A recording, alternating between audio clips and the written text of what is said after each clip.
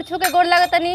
हम गौरी श्री आप सबके सामने एगो छोटा सा सोहर प्रस्तुत करतनी। अगर अच्छा लगी तो चैनल के सब्सक्राइब कर लेम लोग और फॉलो कर लेम लोग, फेसबुक पे होई तो, और एगो प्यारा सा कमेंट कर देम लोग। आइए। जुग जुग